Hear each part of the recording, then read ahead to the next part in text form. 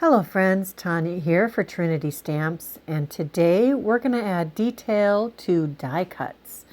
We're going to play with the Wildflower Clippings dies, which is just full of different flowers and greenery. I am actually quite surprised with how many different pieces of greenery there are in this die set.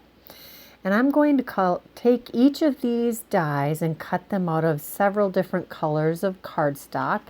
And I'm going to use Copic markers that are slightly darker than the cardstock that we're using to add some shading and some detail to the die cuts, because I like them to have a little more dimension. And this actually is a pretty easy way to do it. I'm not being particularly careful with how I'm applying it, just kind of slapping it on there. And since this is greenery and flowers and very organic, you can be quite sloppy. Yes, sloppy. You don't have to be terribly careful to get a beautiful look. In fact, being super precise is not going to be your friend. Being a little free-handed with it is going to add to that organic feel and will make each piece different and special. Here are the 3 different colors that I used, both in Copic colors and in cardstock colors. Now I had also taken several colors of cardstock and die cut a bunch of the flower pieces, and I'm going to add details to those also, just using a slightly darker marker. And I'm just using some flicking motions for the circular flowers. I'm going from the center outward, and for the tulip type shaped, I'm going from the bottom up, again in a flicking motion.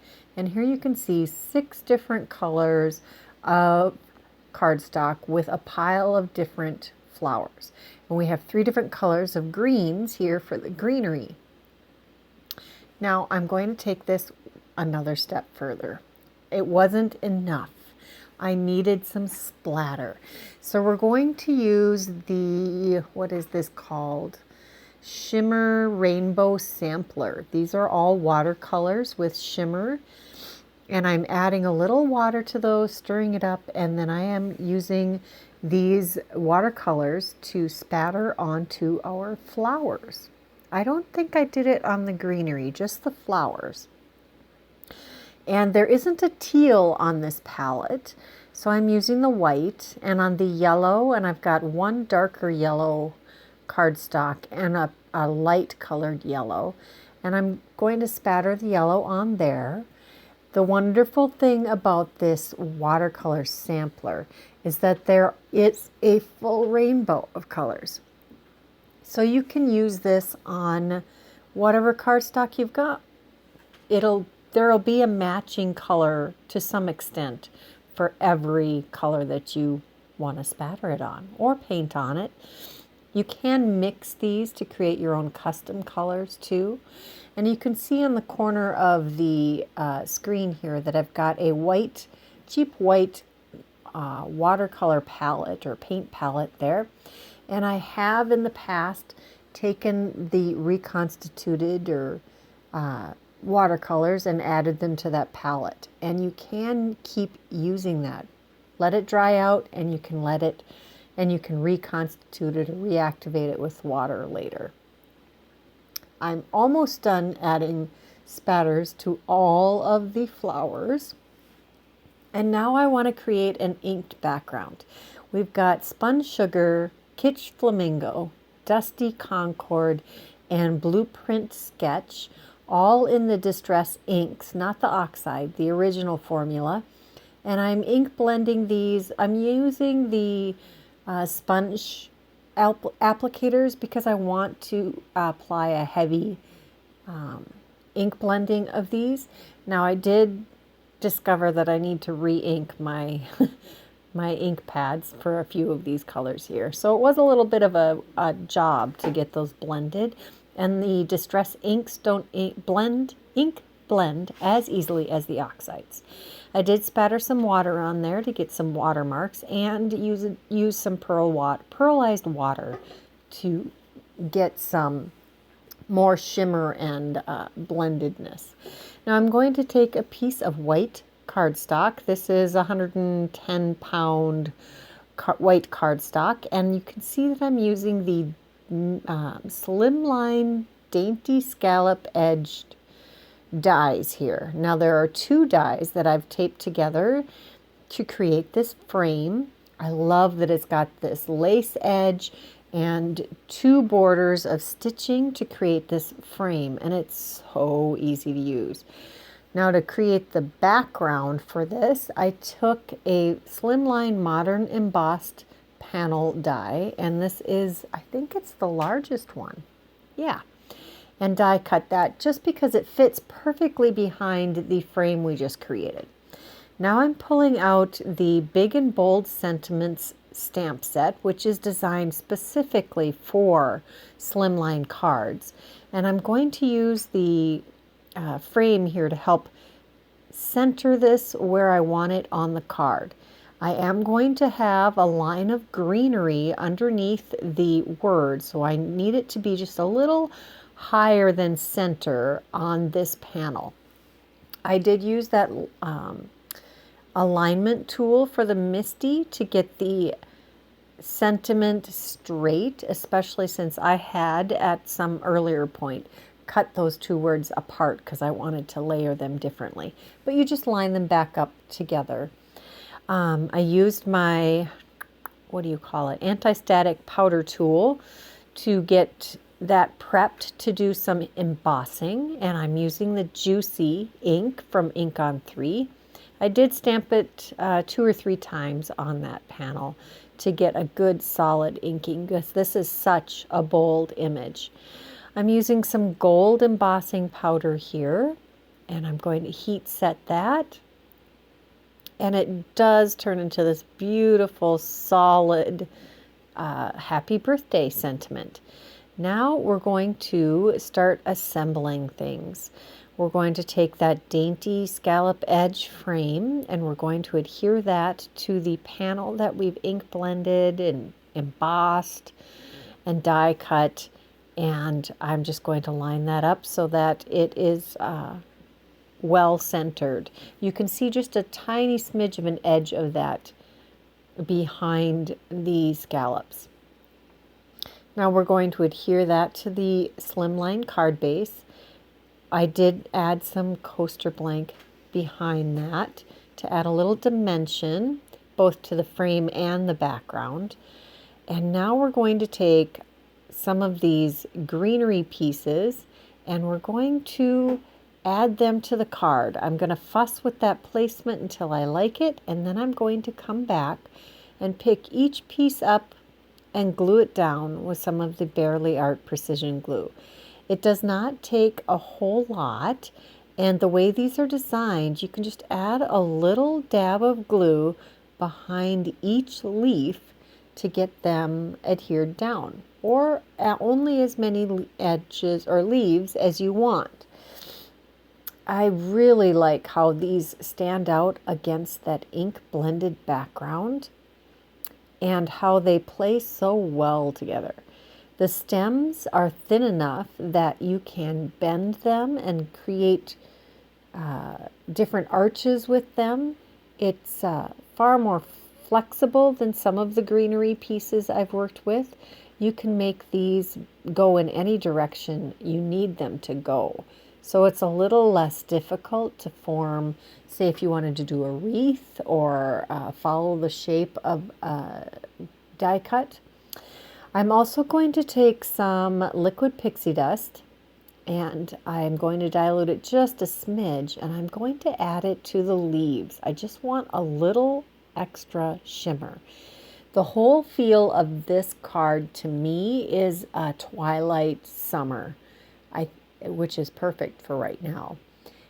With that lovely sunset or twilight background, just glowing. Now we're going to use some bubble bath baubles, And we're going to use our Trinity tray here to help us separate those out. And I'm going to add these scattered into the greenery. They kind of look like fireflies to me. They just have that beautiful iridescent reflective quality to them, and then just really finish this card off perfectly. Inside the card, we're going to add just a couple more pieces of greenery that are in the stash, and that will finish off this card.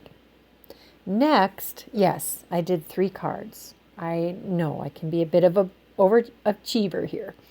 I am going to do a 5x7 card, and we're going to use the Dainty scallop edge. Again, we're going to use that 3rd piece of that die, and it is long enough to do a border for a 5x7 card. So I cut this modern embossed panel with the, I think it was the 3rd from largest size, modern embossed A7 panel. And now I'm spattering the heck out of it with some of this Shimmer watercolor rainbow. And I'm using what's in that palette already, except for the white or pearly color. Looks like a hot mess, but just wait, you'll see. It'll turn out beautifully. I lined up the border that I cut, which is probably close to 6 3/4 inches long. And I am going to use the happy birthday sentiment again, just because that's the sentiment I need the most. There are several great sentiments in that big and bold sentiment stamp set. You take your pick. Me, I'm using the happy birthday card, the happy birthday sentiment. And now, this is my first time using the strawberry champagne embossing powder from Ink on 3. It's perfect for this card. It's got that pinkish quality to it, which goes with the soft feel of this card, which I'm using a whole pile of those flowers. As you saw maybe a little bit earlier, I used some press and seal to keep all of those flowers lined up the way that I figured out I wanted them to lay on the card. I added a little coaster blank behind that panel and glued it to a 5x7 card base. And now I'm taking all those flowers on the press and seal strip, adding a little adhesive to that, more of the Barely Art precision glue. And I'm going to put this just below the center of the card, and I'm going to glue that down. Now, when you use the press and seal, not all of those layers are necessarily glued to each other. So you have to be careful when you remove those, and then you just go back and add some glue behind the pieces that were not glued in the first round. Sometimes you just need to add a little bit in the layers.